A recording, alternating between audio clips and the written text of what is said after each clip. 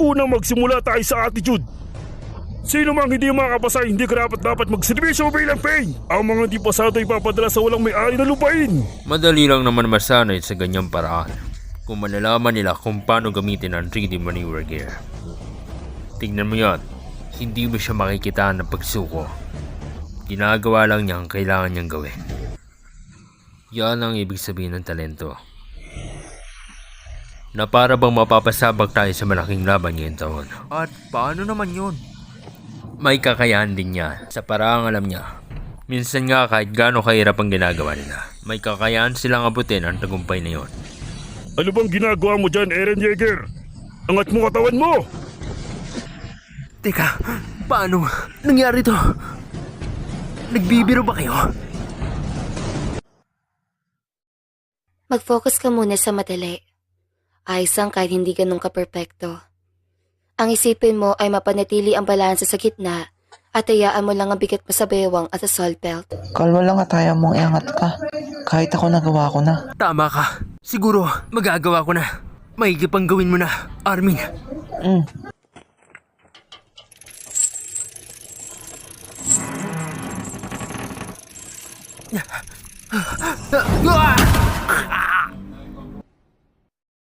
Tignan mo siya ngayon.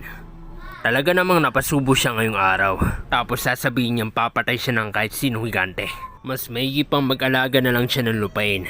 Kawawang bata, walang pagkain. Eren, Huwag mo hayaan ganun ang tingin nila. May bukas pa naman para pagbatiin mo pa. Nagawa ko na!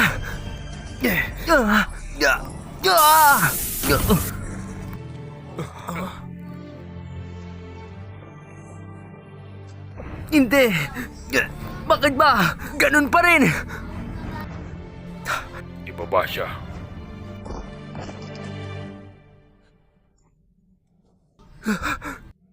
Nandito pa rin ako! Wagner, ipa-air mo kay Yeager ang belt mo. Yes, sir.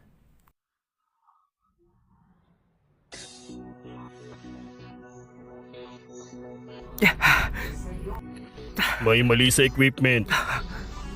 Ang metal fighting sa belt mo ay nasira. Hindi ko nakitang sira ito noon.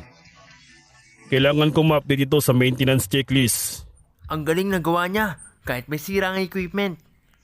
Ang galing naman. Ngayon, anong masasabi niyo? Magpatuloy ka na. Saludo sa'yo. Pagbutihan mo pa. Nagawa ko!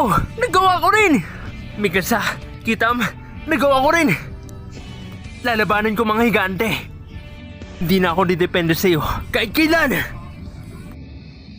Kahit paano bumawi siya. Hinahamon ka niya sa mata pa lang. hindi. Hindi natin kailangan mahiwalay sa kanya. Dahil sa panatag siya. Grisha, ngayon sa wakas ay isa ng ganap na sundalo ang iyong anak.